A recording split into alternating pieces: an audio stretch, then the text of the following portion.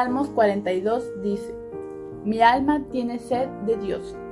Como el ciervo brama por las corrientes de las aguas, así clama por ti, oh Dios, el alma mía. Mi alma tiene sed de Dios, del Dios vivo. ¿Cuándo vendré y me presentaré delante de Dios?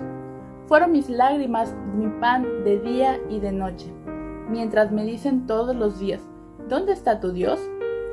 Me acuerdo de estas cosas y derramo mi alma dentro de mí, de cómo fui con la multitud y la conduje hasta la casa de Dios, entre voces de alegría y de alabanza del pueblo en fiesta. ¿Por qué te abates, oh alma mía, y te turbas dentro de mí? Espera en Dios, porque aún he de alabarle, salvación mía y Dios mío. Dios mío, mi alma está abatida en mí. Me acordaré, por tanto, de ti desde la tierra del Jordán y de los hermonitas, desde el monte de Mizar. Un abismo llama a otro a la voz de tus cascadas. Todas tus ondas y tus olas han pasado sobre mí. Pero de día mandará Jehová su misericordia, y de noche su cántico estará conmigo, y mi oración al Dios de mi vida. Diré a Dios: roca mía, ¿por qué te has olvidado de mí? ¿Por qué andaré yo enlutado por la opresión del enemigo? Como quien hiere mis huesos, mis enemigos me afrentan, diciéndome cada día: ¿dónde está tu Dios? ¿Por qué te abates, oh alma mía, y te turbas dentro de mí? Espera en Dios, porque aún he de alabarle, salvación mía y Dios mío. Amén.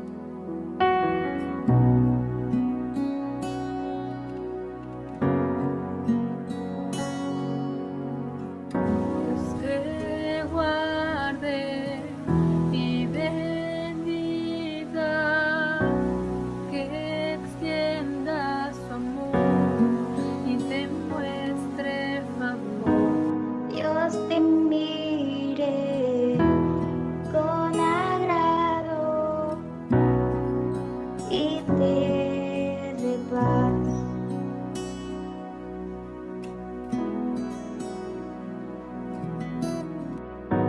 Dios te guarde y bendiga, que extienda su amor y te muestre favor. Dios te mire con agrado y te dé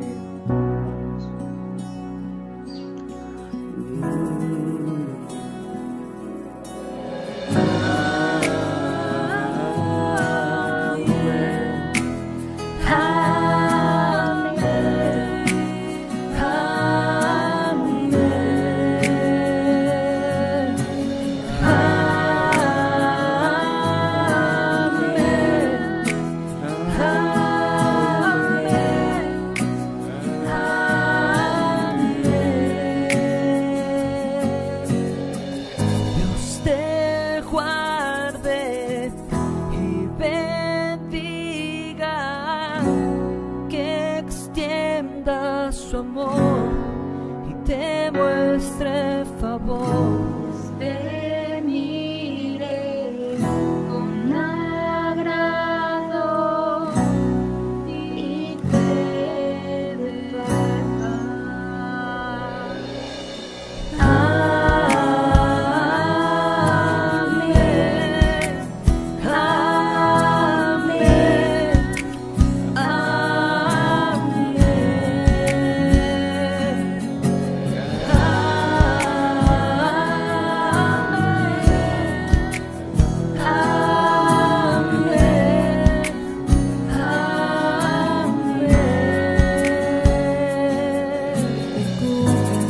Con su gracia hasta mil generaciones.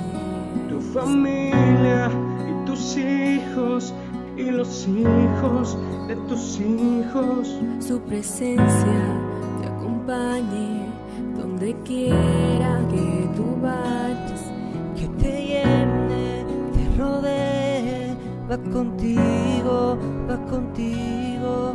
De mañana y de noche, en tu entrada y salida. Llanto y alegría, Él te ama, Él te ama. Amén,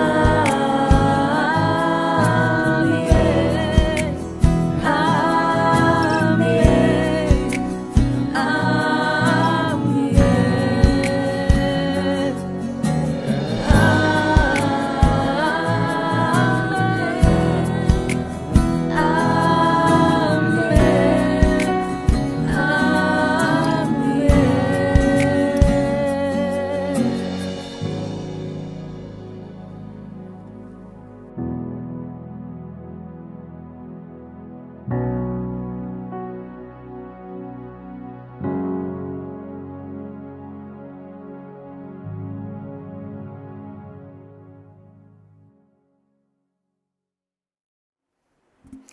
Desde hace mucho tiempo hay una situación, un fenómeno social que ha vivido la humanidad, que se llama esclavitud.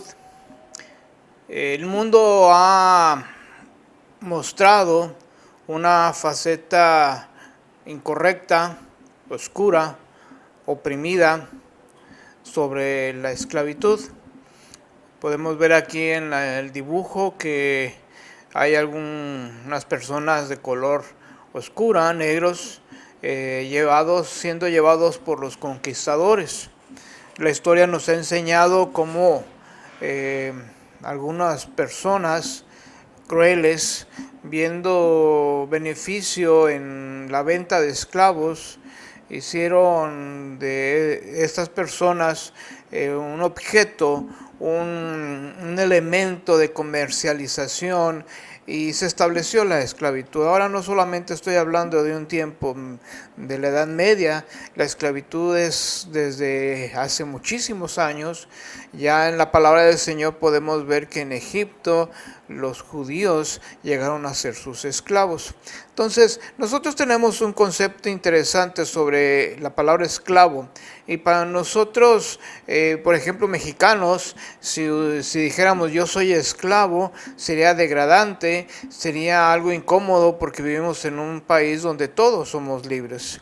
Bueno, déjenme compartir un concepto que está en la palabra de Dios, un concepto que nos dice que todos somos esclavos.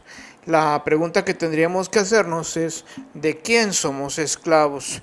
Hay una porción en la palabra del Señor en Romanos 6, versículo 16, que dice: ¿no sabéis que, si os sometéis a alguien como esclavos para obedecerle, sois esclavos de aquel a quien obedecéis, sea del pecado para muerte o sea de la obediencia para justicia? Hemos estado iniciando un tema difícil, pesado e incómodo, que es sobre el pecado. La palabra del Señor, y ahorita lo estamos viendo, de que o somos esclavos del pecado o somos esclavos de la justicia. Yo lo voy a decir de esta manera: o somos esclavos de Satanás o somos esclavos de Cristo. Entonces, voy a usar el elemento de esclavos. Ya desde el principio, en los sermones anteriores, hablábamos sobre lo que es el pecado, las consecuencias del pecado, la manera en que nosotros tenemos el riesgo de caer en pecado, y ya posteriormente vamos a hablar sobre la solución del pecado. En la palabra del Señor, por lo menos Pablo y Timoteo son autoidentificados como esclavos de Jesucristo. Aun cuando la mayoría de las versiones hablan sobre la palabra siervos, la palabra griega es doulos, la cual es mejor traducida como esclavo. Esto es un aspecto interesante. En la Biblia no existe la palabra líder. Sin embargo, hoy en día se usa mucho la idea de líderes en la iglesia, líderes en los grupos, en las empresas, etc. Y el problema es que el líder connota posición y autoridad. Lo interesante es que la palabra del Señor no menciona esta palabra, pero sí menciona siervos u obreros. La palabra obrero no nos causa incomodidad porque un obrero es como un empleado. Pero en la connotación bíblica, tanto siervo como empleado llega a la misma conclusión de definición, que es ser esclavo. Y ya me van a decir: ay, pastor, es que ya no me gustó el sermón, así que mejor ya no le sigo. Pero déjenme poderles explicar bien este asunto de ser esclavos. En este caso estamos hablando de ser esclavos de Cristo. Esclavo entonces es una autodesignación favorita de los apóstoles y otros escritores de la Biblia. 40 veces en el Nuevo Testamento se refiere a los creyentes, y en su equivalente hebreo se usa más de 250 veces para referirse a los creyentes en el Antiguo Testamento. La verdad es que el Señor quiere que su pueblo se vea a sí mismo de esta manera. Va a sonar drástico, duro, pero lo voy a decir de esta manera: Dios quiere que seamos sus esclavos.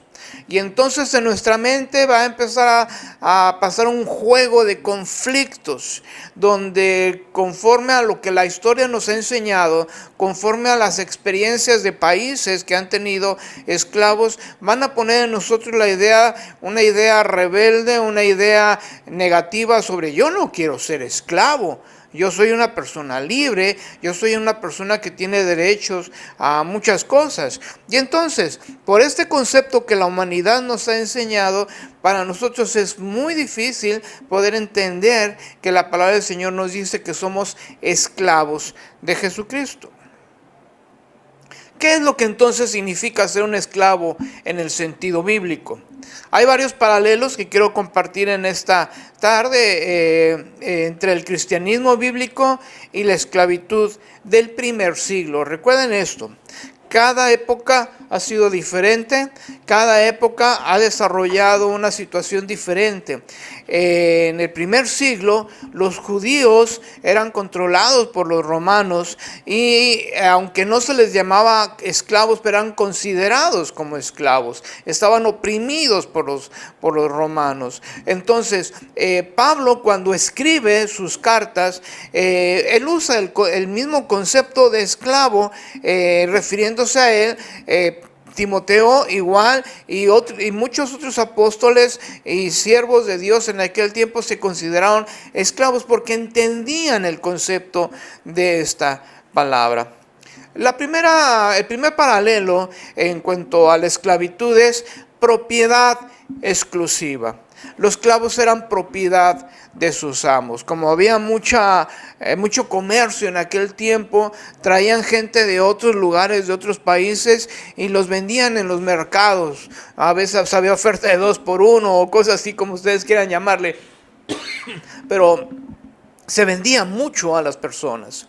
Los romanos compraban esclavos para su servicio en sus casas. Entonces, los esclavos eran propiedad de sus amos. La palabra del Señor nos dice que nosotros somos propiedad de Dios.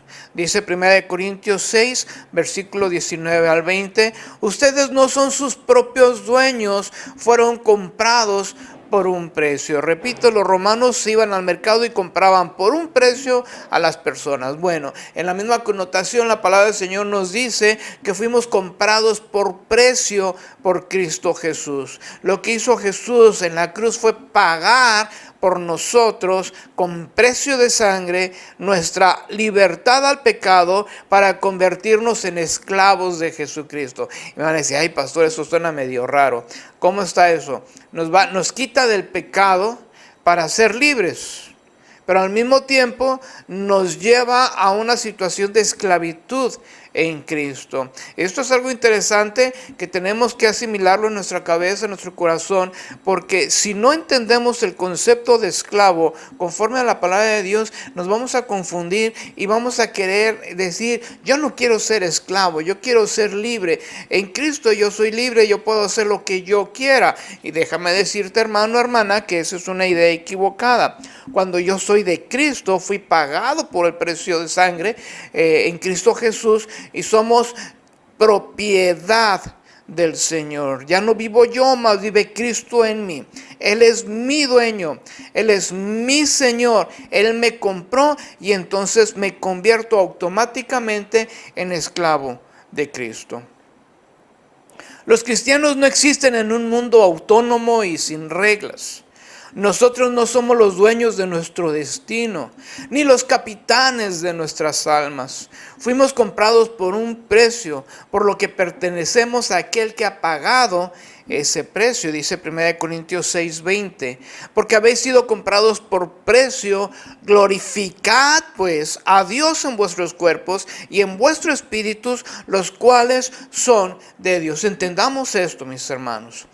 Somos propiedad de Dios. Por lo tanto, debemos de entender que fuimos comprados por precio. Fuimos sacados de la esclavitud del pecado para convertirnos en esclavos de Cristo y vivir en la libertad que Cristo nos da.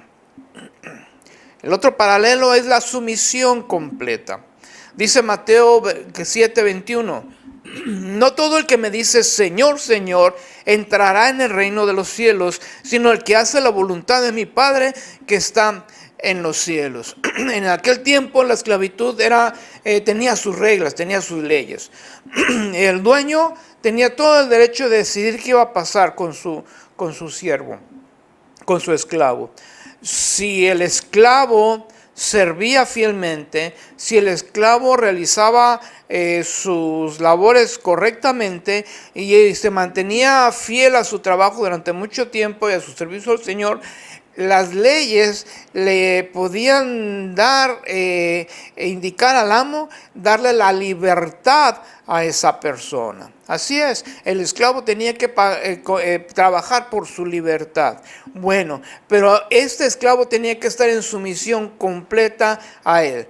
Él tenía la idea, Bueno, voy a trabajar tantos años con este hombre y si yo soy fiel, si soy buen trabajador, algún día voy a volver a tener mi libertad y voy a regresar con los míos. Ahora, cuando estamos hablando de la palabra del Señor, esto es muy claro.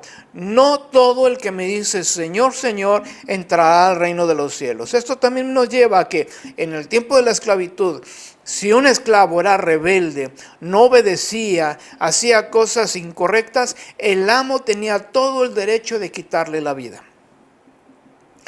En el caso de nosotros, como cristianos, hay rebeldes. Hay personas que son necias para obedecer al Señor. Ellos no quieren ser esclavos de Jesucristo, prefieren ser esclavos del pecado. A pesar de que fueron sacados de allá, siguen siendo esclavos del pecado en sus hábitos, en sus acciones, en sus palabras, en sus pensamientos. Ellos dicen Señor, Señor, pero no obedecen al Señor. Ellos nunca dejaron de ser esclavos del pecado. Hoy en día hay muchos en nuestras congregaciones que siguen siendo esclavos del pecado. Pero aquí dice, Señor, Señor, no cualquiera que dice, Señor, Señor, entrará en el reino de los cielos, sino el que hace la voluntad de mi Padre que está en los cielos. El esclavo debe ser fiel a su amo. Si pertenecemos a Cristo, si Él es el dueño de nosotros, entonces lo que debe de gobernar nuestra vida no es nuestra voluntad, sino la voluntad de nuestro amo. Mire, nada más voy a poner algunos asuntos, vamos a tratar de poner esto como ejemplo. Un cristiano que decide por voluntad propia hacer lo que él quiera. Yo me voy a casar con el que yo quiera.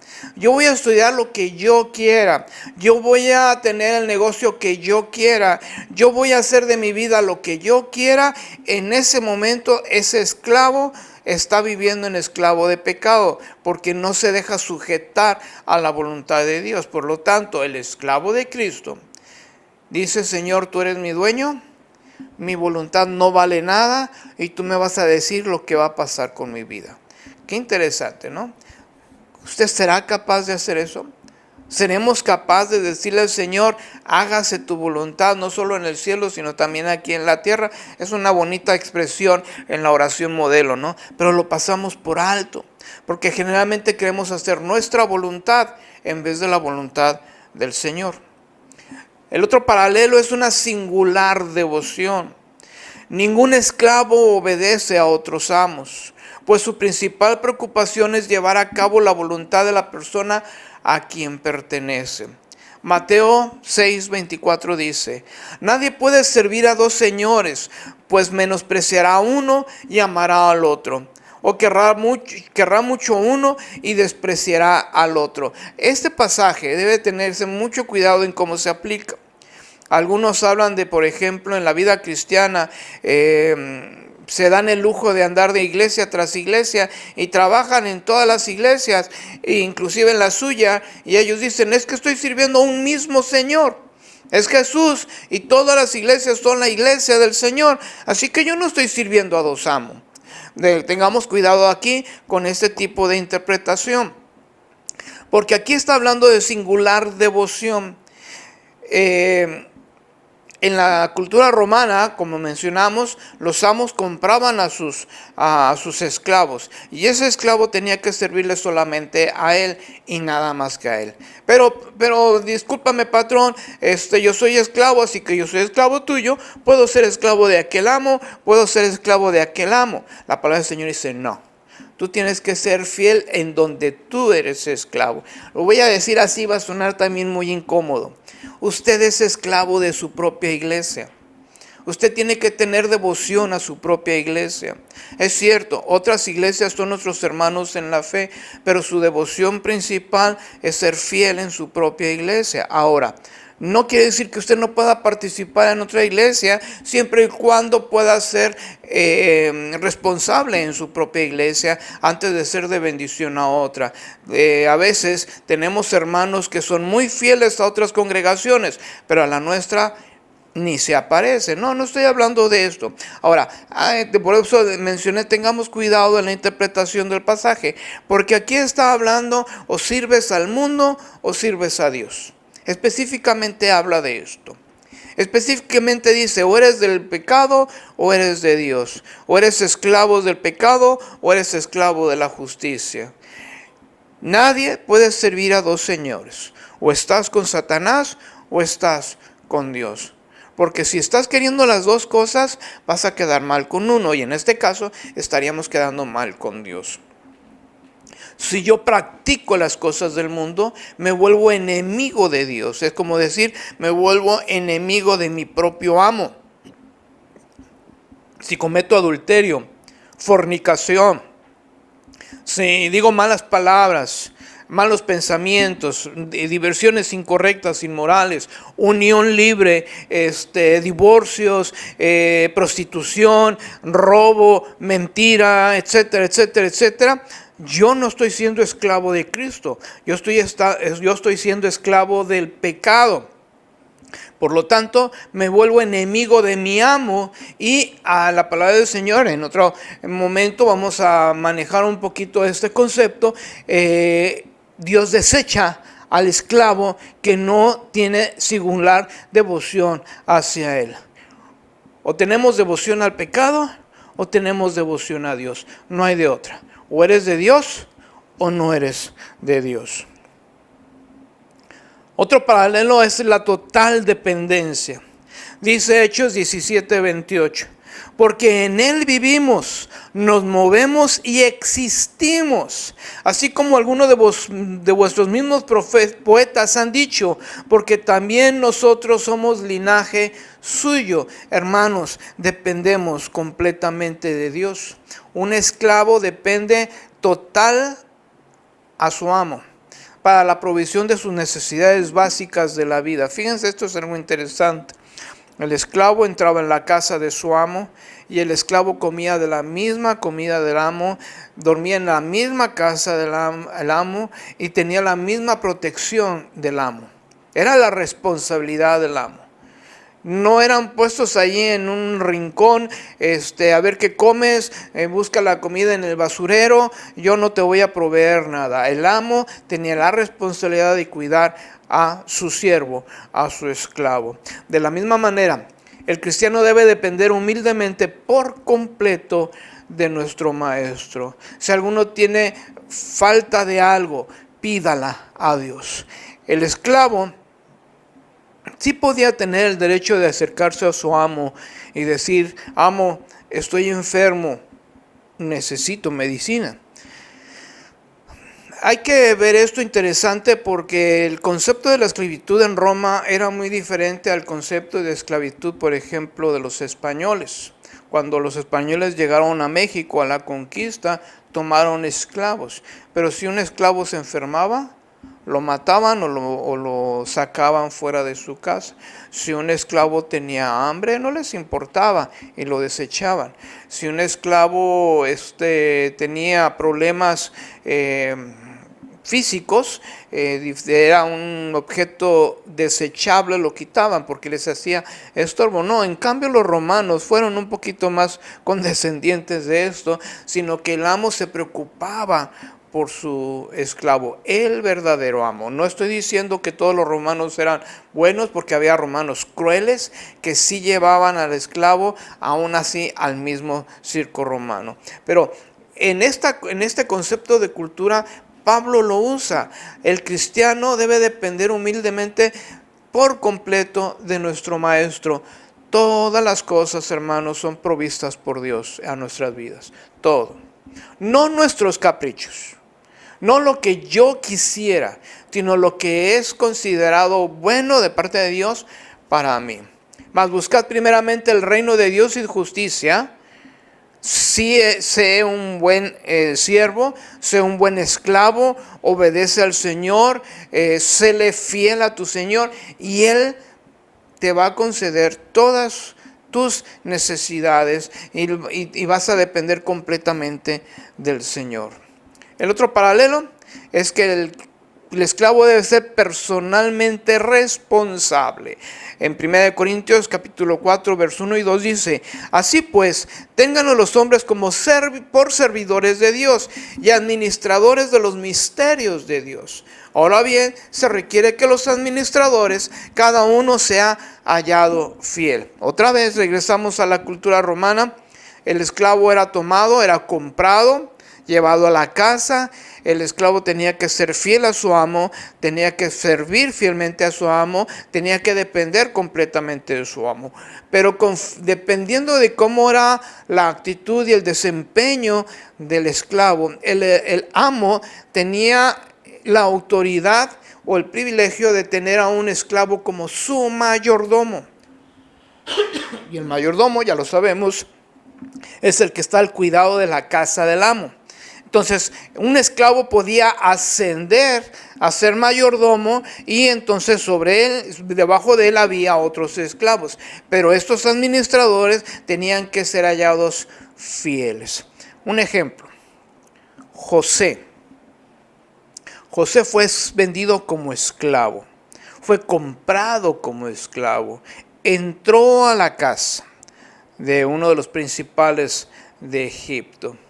Fue tratado como esclavo. Y porque él no quiso caer en las tentaciones de su ama, esposa de su amo, fue metido a la cárcel con falsa acusación.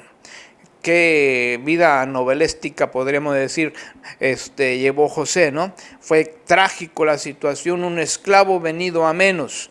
Entonces ahí está en la cárcel, Dios le da una oportunidad. Él aprovecha, le revela el sueño al faraón y entonces sale de la casa.